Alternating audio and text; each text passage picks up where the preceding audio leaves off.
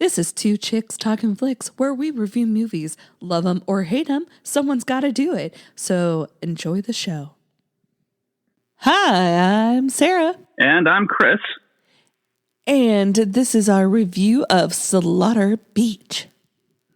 Written and directed by Daniel C. Davis and starring John McCoy, Ethan Hahn, Jim Canatelli, and Amy Lynn Patton.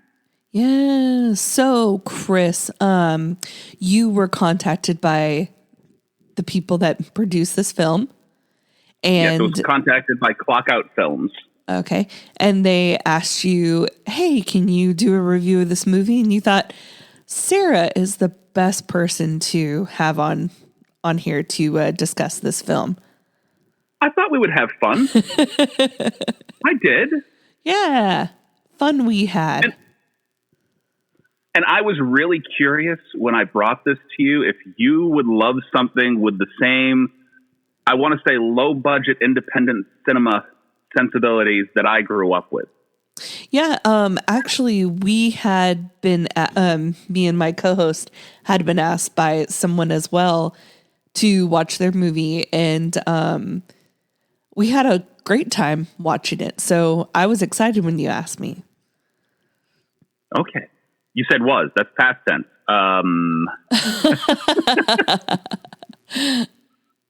Yeah. My personal feelings on the film is I absolutely loved it from beginning to end, but you have to understand, like I have to put into context. I grew up with Trauma Films, Full Moon Entertainment, the Lloyd Kaufman, I want to say Lloyd Kaufman, but I was going to say he did Toxic Avenger, Class of Nukem High, Puppet Master, was done with Full Moon Entertainment, Doll Man, just stuff that was over the top gory, over the top kind of funny. Mm-hmm. And they know that they're making something that's going to be sent out to a small audience with a hope of reaching a larger audience through sort of a cult cinema fashion. Okay. So that's what I loved about this anyway. Did you want to give a synopsis of the movie? Do I want to give a synopsis of the movie? Yeah. Yeah, maybe I can do that. In our pre-show notes, you had said you were going to give a synopsis of the movie. Okay, that's fair.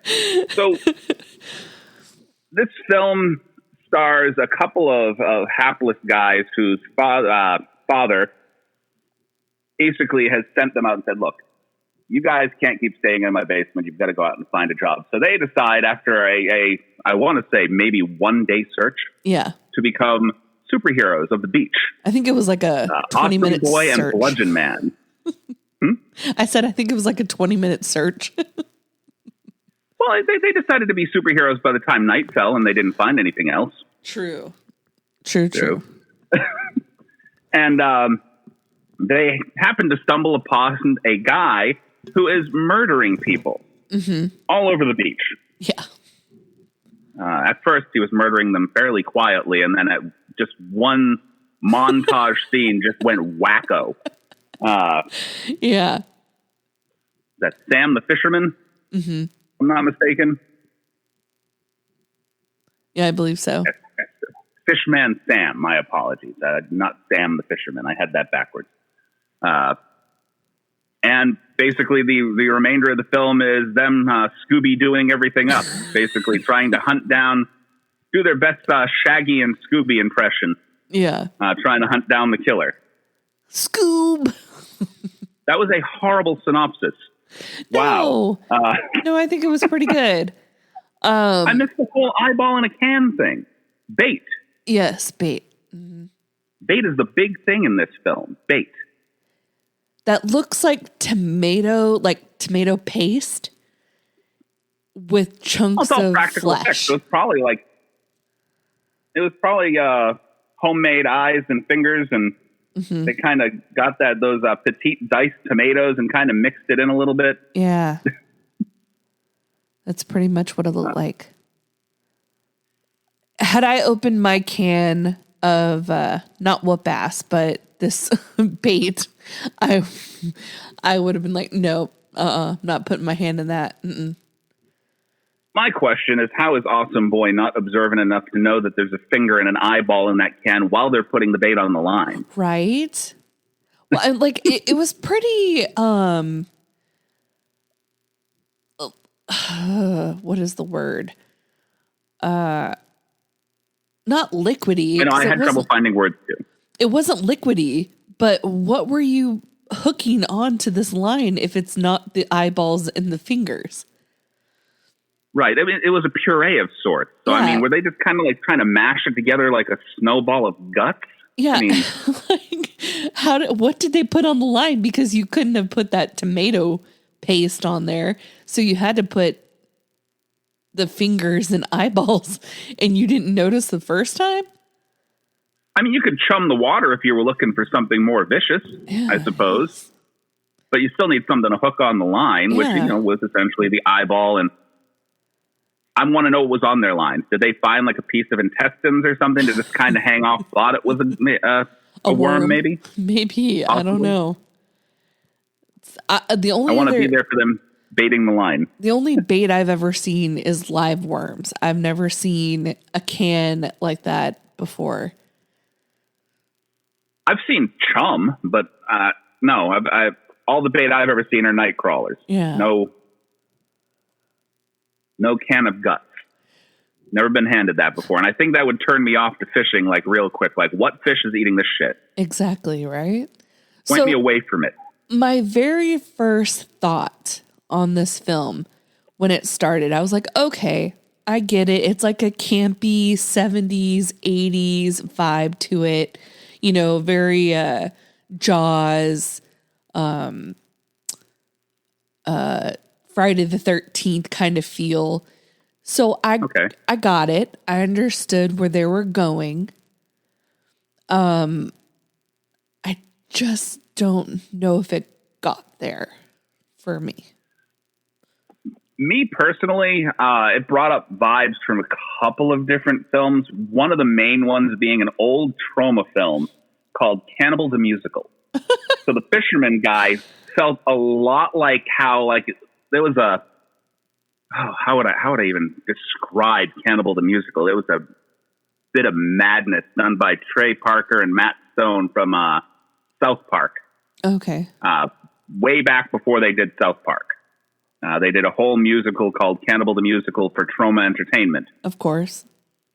And this feels, the guy that plays Fishman Sam feels like this dude that just went absolutely batshit crazy and started singing what I still believe to this day Disney stole, is a whole thing about building a snowman to make a friend.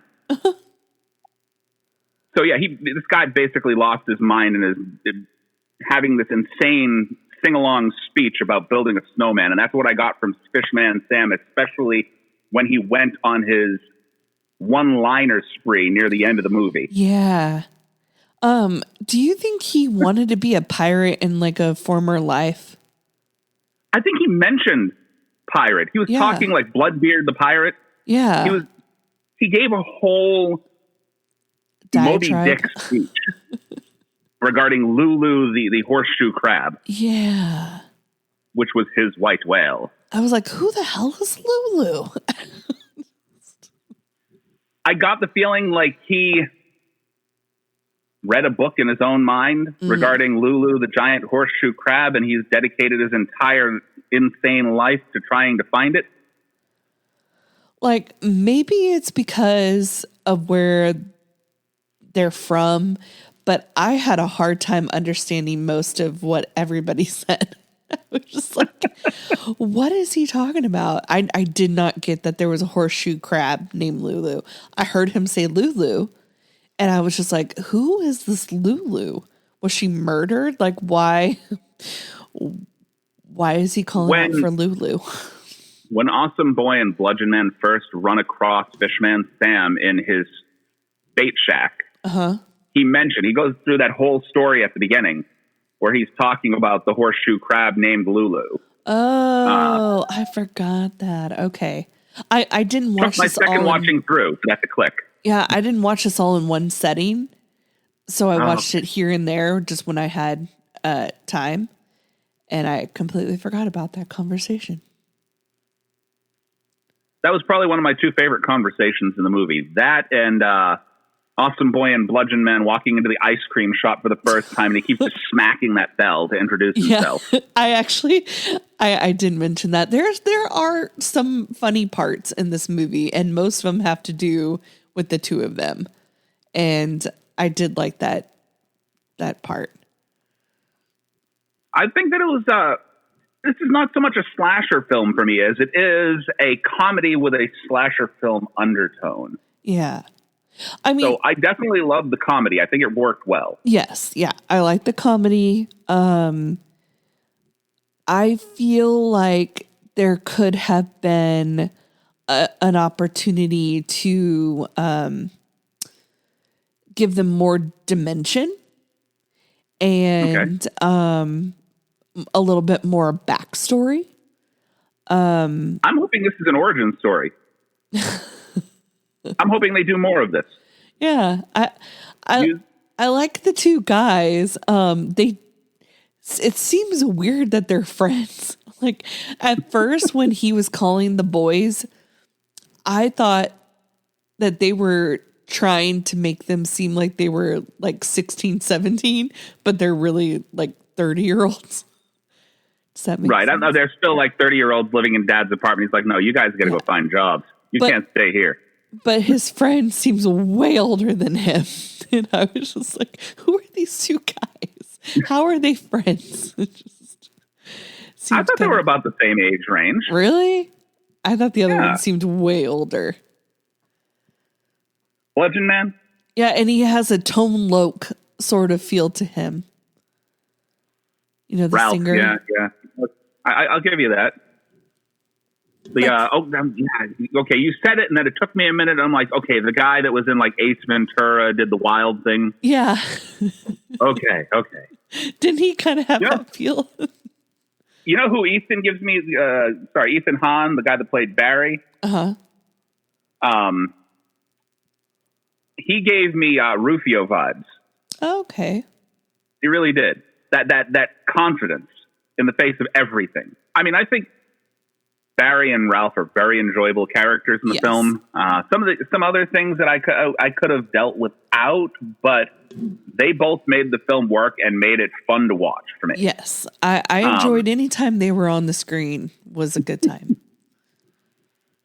So, I mean, personally, I think if they use this as sort of like the origin story and jumped it off to make a series, do other little things, put them in different situations, even bring back Fishman Sam because you really can't tell that he died. Yeah.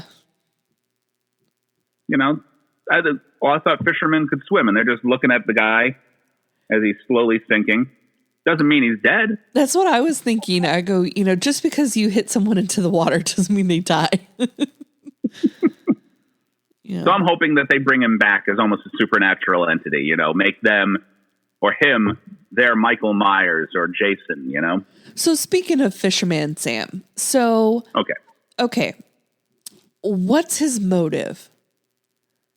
Like, what was driving him to kill all these people?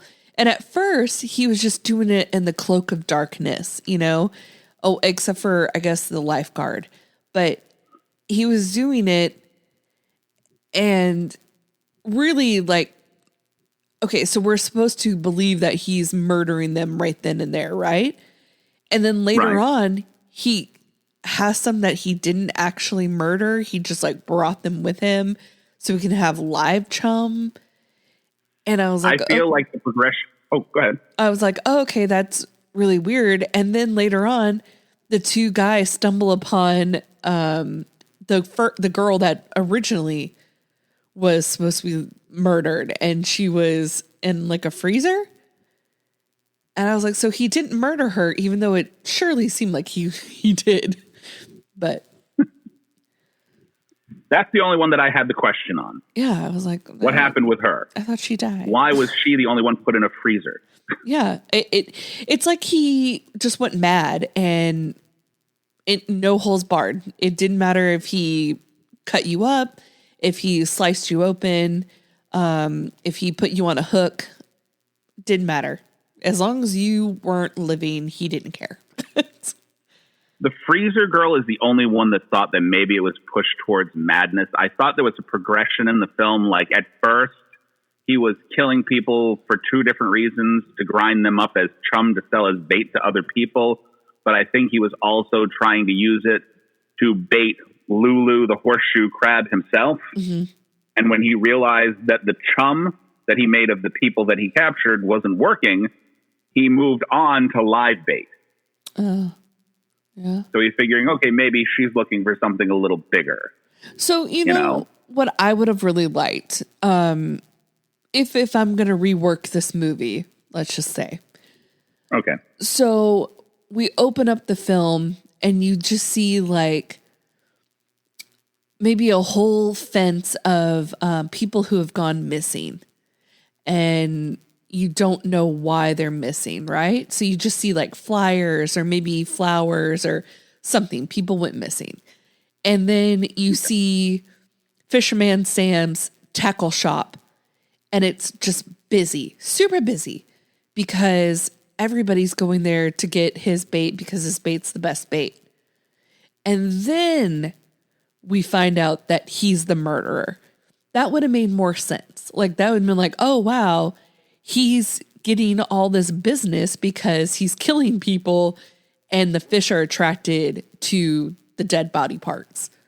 And so he's getting more and more comfortable with killing people, and that's why he's killing more and more people.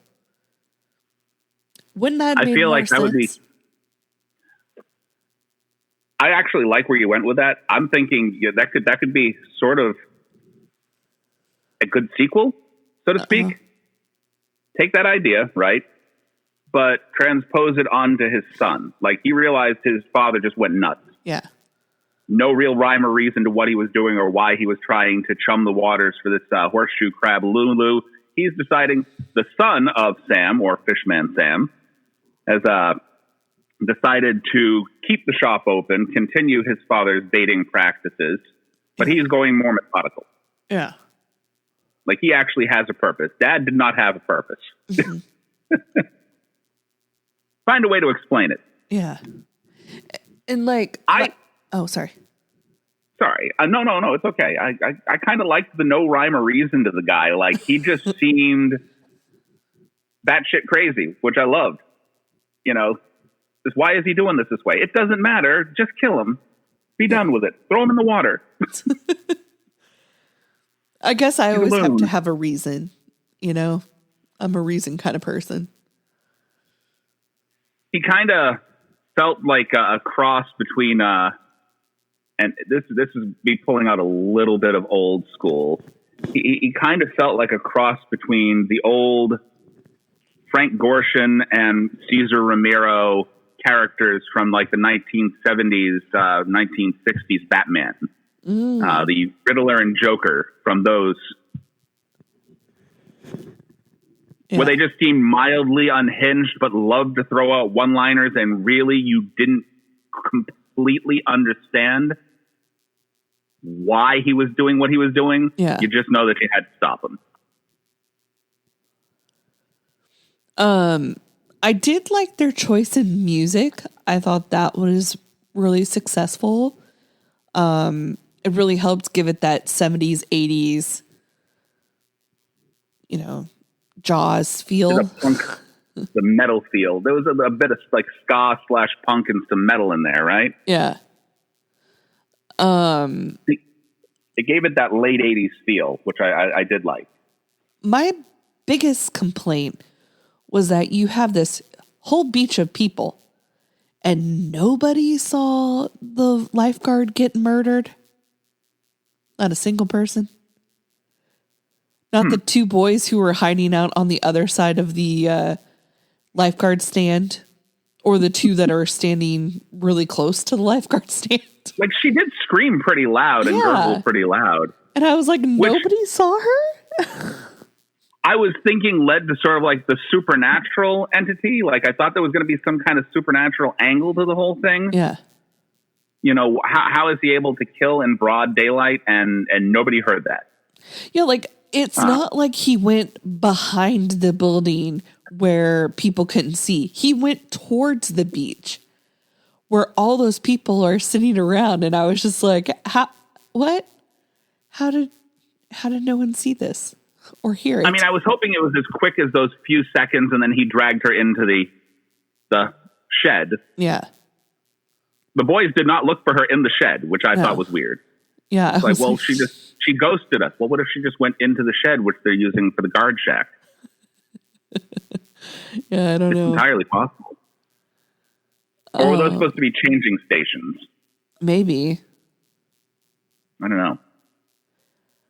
I do like how they use throughout the entire film regular fishing gear, not modified even remotely, but it was all fishing gear just used as weaponry. Yeah, I was like, who is getting killed by a line, like a fishing line? Because that's what I thought he was explaining with that speech that he gave the boys when they showed up in the bait shack, that he was this guy that for hundreds of years has been hunting down Lulu the horseshoe crab. Yeah. You know, that's what I thought he was trying to explain. And then it kind of veered off and it's like, no, I'm actually just this fisherman who's trying to take on the mantle of the guy that used to do it from the books. It's like, oh, okay. Yeah, I was like, so you're hunting the legend. If he only hooks your leg, like you could just go unpluck it with your hands. You know, I was just like, these people have no survival skills at all. Right? Like he's hooking live human beings. I want to know what kind of fishing rod he used to take that girl's face off. Right? And the fact that her boyfriend just kept kissing her. Well, I mean, he wasn't looking her in the face. But she's screaming. She got hooked. She didn't scream, though. She just kind of moaned weirdly. Yeah, like in displeasure. I was just like, so, what is he doing? To a person that isn't looking you directly in the face, that didn't sound off-putting. You know? So. It wasn't until the guy ripped her face off and then she screamed, and now he was like, oh, okay, well, now there's a problem. And then he was kind of like, ew. Right? He just kind of looked at her, was disgusted, but didn't go after the guy that ripped her face off? Right? Like, there's I two would have been after the guy. Or at the very least, you know, I would have pussed out and run the other way. I'm out of here. See ya. Yeah. Well, and then, like, speaking of the people, so the first time we see the two superheroes go to the boardwalk, there's no one there because people are not staying out late. They like have this whole conversation. And then fast forward to the night of mayhem and murder, all of a sudden all these people are at the boardwalk late at night and he's killing all of them. I was like, that seems weird.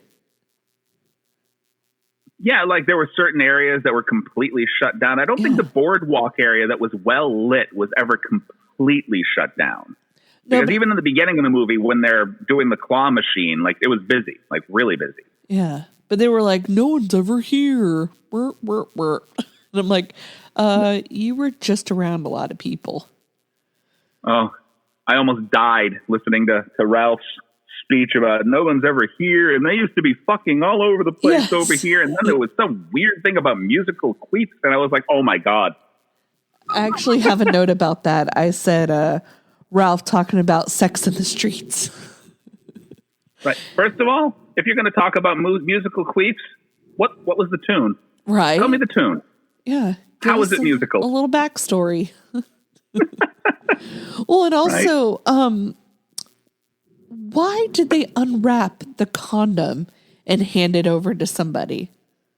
They were the two people that were laying on the beach. It was like, it's a really nice night out. It's a nice night to lay on the beach. And they were doing things at the beginning, like when they pinned the guy to the wall, this is a no smoking area. They took his cigarettes away. Yeah. Then they bellied up to the bar to this girl that they thought wasn't 21, took her drink, then he drank it. Yeah. I'm like, I'm sorry. She looks older than you, dude. Right. I thought so too. And then, the safe sex on the beach. Now, okay, hand him a condom. I get it. Not unwrapped. Open one? And I gotta thought that tell was you, funny though. I thought it was used at first, and I was like, "Why are you giving him a used condom?" Here's the condom I used yesterday.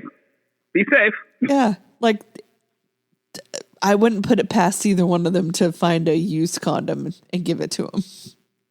There was a lot of tongue-in-cheek conversation about masturbation too. Yeah. They're a very interesting couple. I thought they were making that joke. You remember when he first went back to his father's house to try to explain that Fishman Sam was killing everybody? Yeah. And he's like, Dad, we're partners. And then there was a long pause. In fighting crime. Yeah, I know.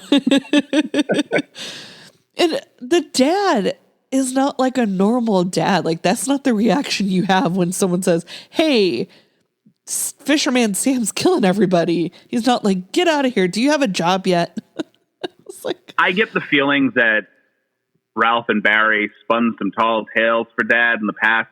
And it's like a crying wolf situation. The little boy that cried wolf. Yeah. Where now they're spinning another tale, like now you're superheroes and Fishman Sam is killing everybody. Go get a job. And then come back here. And then we'll talk. You know?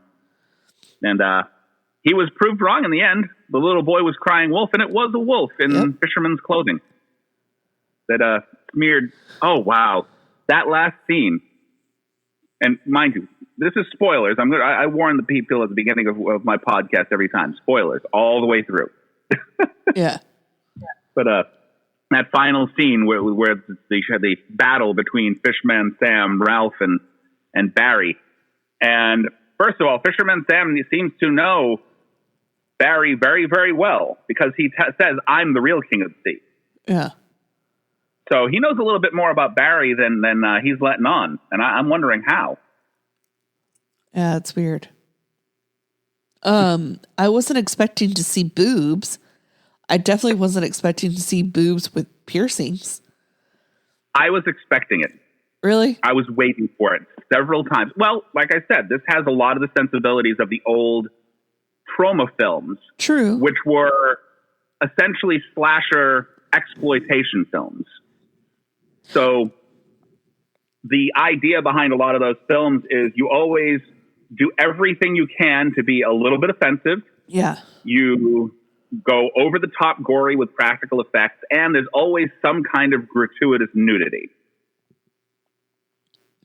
And that was their gratuitous nudity moment, hooking the beachgoer's top and whoop.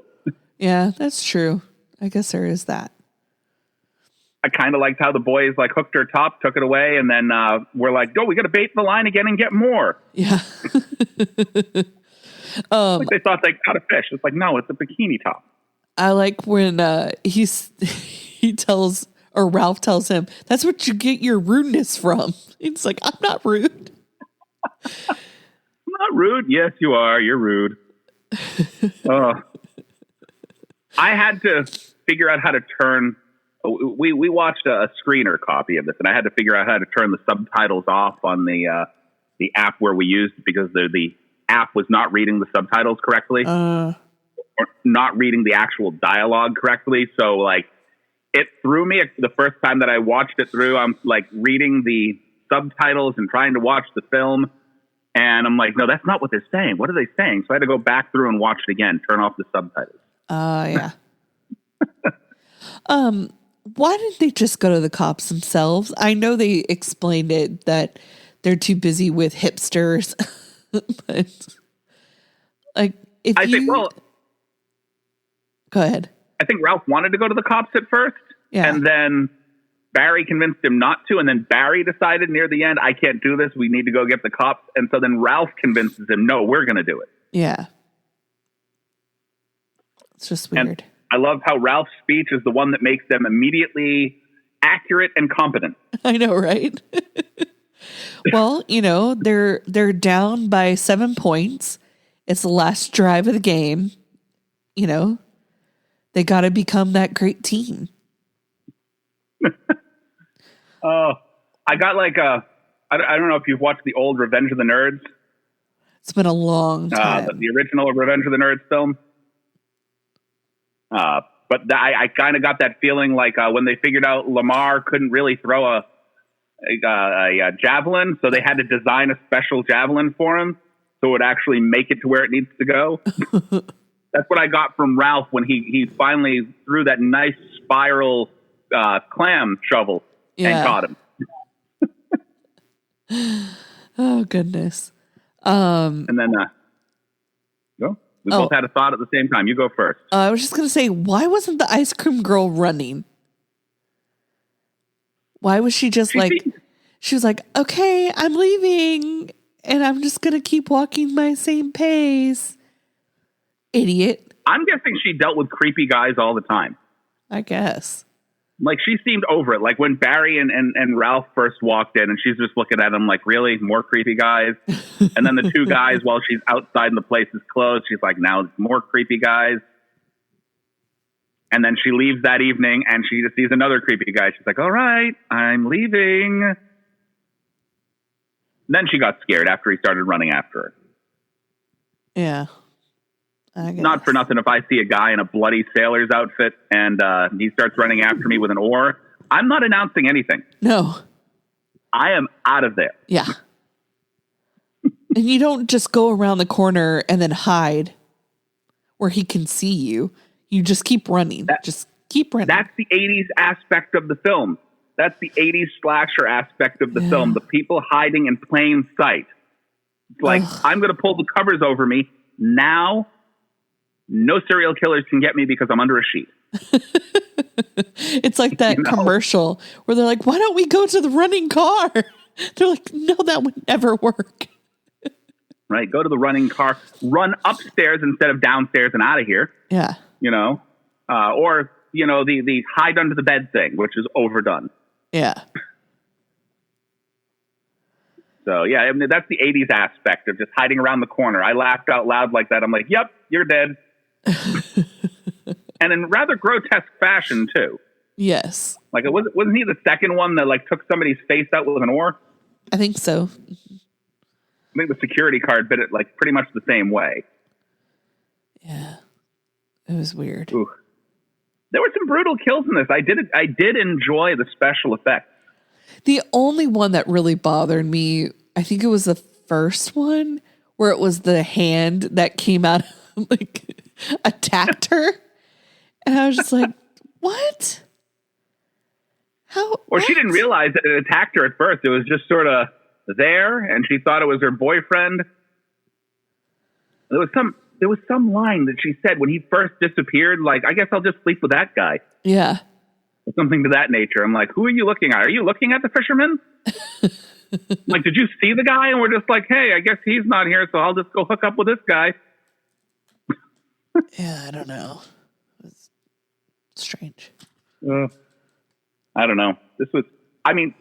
Personally, I love the film from back to front because it reminded me of so many things that I picked up from VHS cutout bins whenever I went shopping. Yeah, I mean, you know, for one, they made a film. Kudos. Clearly have a small budget. But they did it. And that, for one, is impressive. There's some plot hole unrealisticness to it that I thought could have been cleaned up just with the rewrite on the script.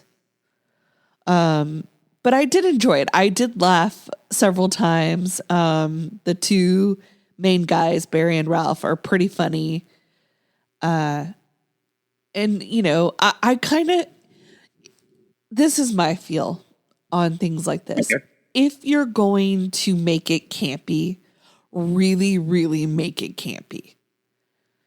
You know, like that's what I want from a sequel. Yeah, I don't know if they pushed it enough. Like, if you're going to do it that way, then really, really do it that way. I think that's what I would love to see from a sequel from this. They did a great film as far as I'm concerned. I'm buying the Blu-ray. I want it as part of my collection. All right, this is the second film in recent history that I've watched that were sort of independent cinema that I ran across through Instagram. Yeah. And I think you'd enjoy the first one. I'll give you the name of it after we're done here today. Okay. but I enjoyed it enough that I think if they make a sequel, I think they need to go no holds barred and just push the envelope with the campiness, the goriness. If you're going to go unrealistic, make it completely outlandish. Exactly. Just go way over the top. You know, I want to see old trauma film Toxic Avenger or The Killer Condom or something like that. Just really weird. You know, figure out a way to bring Lulu to life. Yeah. So we can actually see the giant horseshoe crab. Yeah. So I loved it enough that I'd love to see a sequel, personally. Oh, goodness. I had a thought. That's my computer giving updates to me. Sorry about that. I had a thought, and it went right out of my head. And I wish I got it back. You had well... Yeah. My love for the film kind of drove a thought out of your head. I apologize. It was something to do with Barry and Ralph, and I don't remember what it was. Oh, there's a lot to talk about with Barry and Ralph. There really is. That is true. I mean, these guys are obviously really. Did you watch through the credits at all? I kept it going, but I think I did stop it before the end of it. Why? They had this whole scene at the end of the film after the credits where they had a post-credits scene where they're talking to this old Italian guy, which they invited to be part of their crew. And he's trying to come up with a name for himself as a superhero. And everything that he said, he's Italian himself. So everything he said was an offensive Italian stereotype, trying to come up with a name for himself as a superhero. Like Meatball. Like, I know that you can't say these kinds of things anymore because they're not PC, but if my superhero name would be this. And it's like, are you sure you're not a villain? This is more of a villain thing. Yeah. Like, you can't just ask the guy if he's a villain. He's not going to tell you. Exactly. But yeah, I mean, I would definitely watch this again. Do you want to do your rating system for this? Sure. Let's see here. So I would, based on everything, I'd give it a 6 out of 10 fishing hooks. Okay. See, I'm going to rate it a little bit higher because I've been raving about all of this. So with the nostalgia that this brought back, the films, I'm going to go over some of my old Trauma catalog.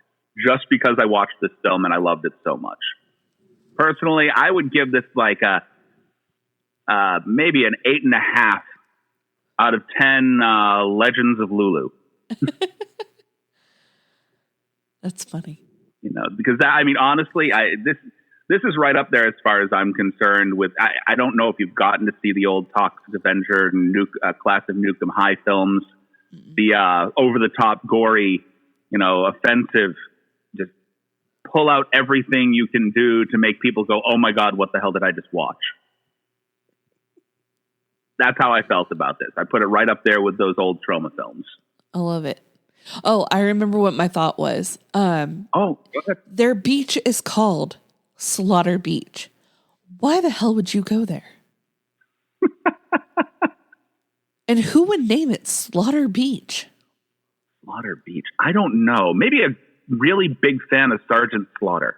Yeah, maybe. I don't know. I mean, if they were going for a G.I. Joe thing, first of all, I'm not vacationing anywhere called Slaughter Beach. Thank you. Yeah, no. It's just like hearing Camp Crystal Lake. You know that you're not going there. Yeah, no. Mm-mm. No, I don't live on Elm Street. And you don't go swimming at Slaughter Beach. Exactly.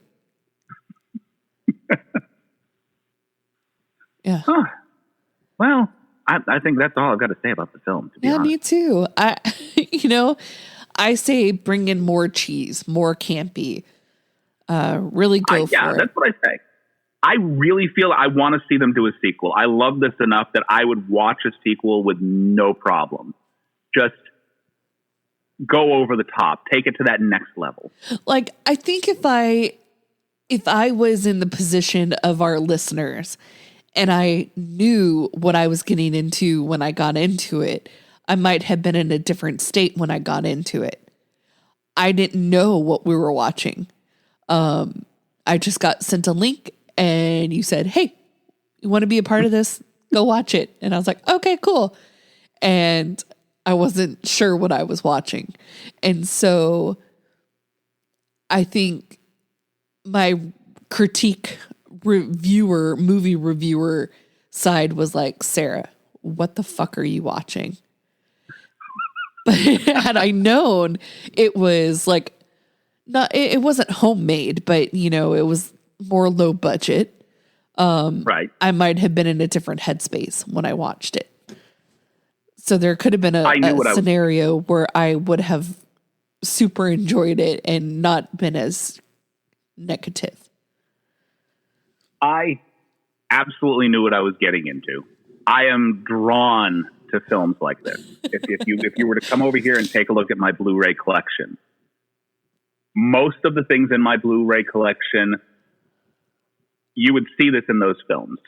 Yeah. That being said, I watched it once sober and 2 more times so far from sober. And my enjoyment was about the same either way. It's just I found different things funny when I was a little more high. Yeah. So, unfortunately, that's not allowed here in Texas, so I didn't get to watch it that way.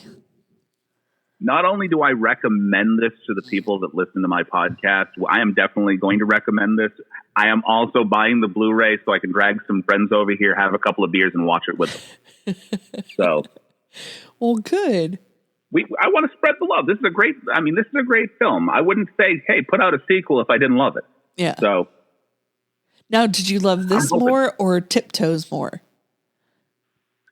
Oh, you're talking about 2 completely different things here.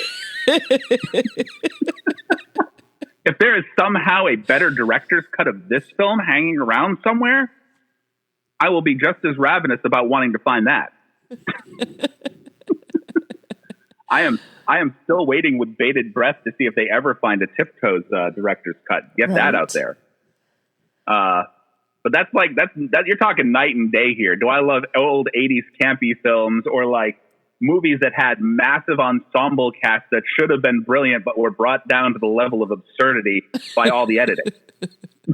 Yeah. So that's how I feel about Tiptoes. Tiptoes was put on the level of this kind of film because of all the added editing that they did. They took a high budget feature and turned it into a low budget feature, even though they put millions of dollars into it. So true. So, mind you, I still rated. We didn't do a rating system for Tiptoes. No, we didn't. No, I noticed that at the end. It was like, we didn't do the ratings. Yeah, I thought about that later, and I was like, oh well. Because I still would have rated Tiptoes about an 8.5. Yeah, it's up there. It's not the best, but it's not the worst.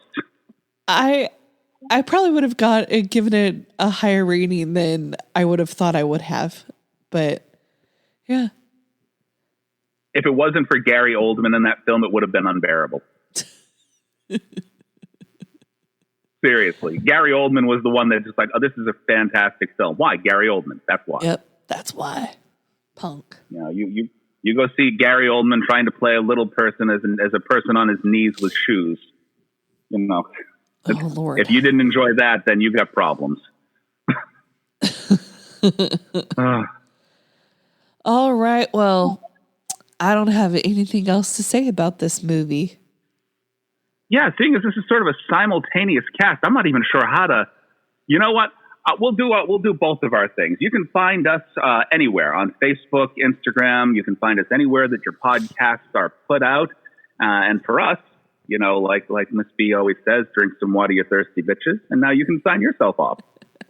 Yeah, you can find us everywhere at Two Chicks Talkin Flicks on all platforms. And stay tuned to what we have going on next week. Oh, I'm looking forward to it. And the new podcast. Yes, our new podcast. It's called Flirtin' with 40. It features me and my friend Sarah. We just talk about being 40 and different stuff from the 80s and 90s that we grew up with. So go take a listen to that. New episodes are out on Fridays. And we are working on a new podcast on our end too, which is going to be more of a short, like 30 to 45-minute thing, but it's mostly just fun and games, pitting movies against each other, and I'm looking for people to collaborate on that. So near the end of the year, we'll have that out. Awesome. Well, talk to you guys later. Woohoo! Thank you. Bye. Bye. This episode was produced by Two Chicks Talkin Flicks. Music was produced by Michael Giovanni. If you like this episode, please like and subscribe. If you'd like to be a part of the show, have a movie suggestion, or just want to give us some love, you can email us at twochickstalkinflicks@gmail.com. Thanks, guys. Toodles.